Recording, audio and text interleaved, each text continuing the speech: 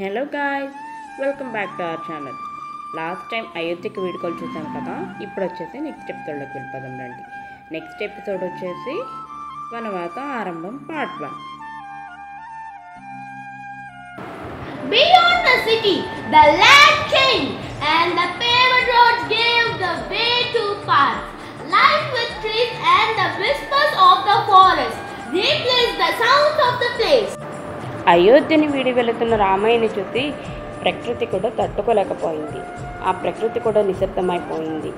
అలా పయనిస్తూ మెల్లగా అడవి బాట సాగించారు.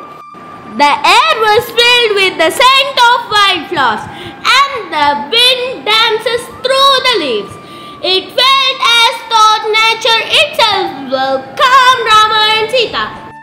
అడవి బాటగా పయనిస్తున్న రాముల వారిని ఆ అడవి పూల సువాసనలతో చెట్లు మృదువుగా ఊకి వారికి స్వాగతం పలికాయి.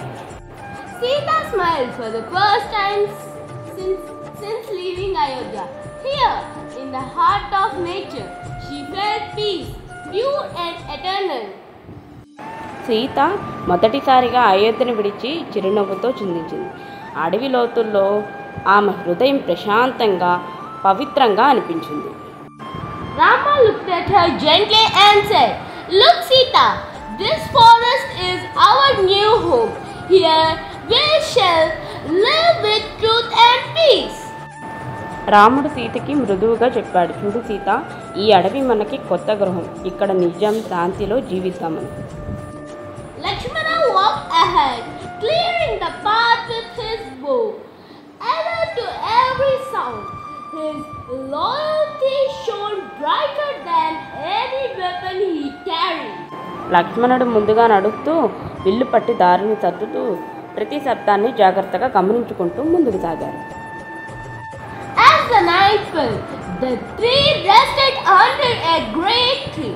The forest came alive, the hum of crickets and the whispers of flowing streams. రాత్రి అవగానే ముగ్గురు ఒక చెట్టు కింద విశ్రాంతి తీసుకున్నారు. అడవి చుట్టూ జలపాతం, పురుగులు, ధ్వనులు వినిపిస్తూ ఆ రాత్రి అలా సాగిపోయింది. At sunrise, they reached the banks of sacred Ganga river. Its water shone like molten silver beneath the golden sky. Kuha, the humble boatman and a devotional friend, ran to greet Rama. Tears of joy filled his eyes as he fell at Rama's feet. అలా ఆ రాత్రి గడిచిన తర్వాత తెల్లవారగానే పవిత్ర గంగానది ఒడ్డుకి చేరుకున్నాడు. అక్కడికి అలా చేరుకున్న తర్వాత గుహ అనే సాధారణ నావికుడు రాముని భక్తుడు పరిగెత్తుకుంటూ వచ్చి స్వాగతించాడు. కన్నీళ్లు అతని కళ్ళల్లో మెరిపాయి. చూశారు కదా పిల్లలు, వనవాస ఆరంభం ఇక్కడ నుంచి రాముని వనవాస ఆరంభం కానుంది. వచ్చే ఎపిసోడ్లో కలుద్దాం. బాయ్. ఇంకెవరైనా సబ్స్క్రైబ్ చేయని ఉంటే ఛానల్ని సబ్స్క్రైబ్ చేయండి please. Do like, share and subscribe to our channel. Thank you.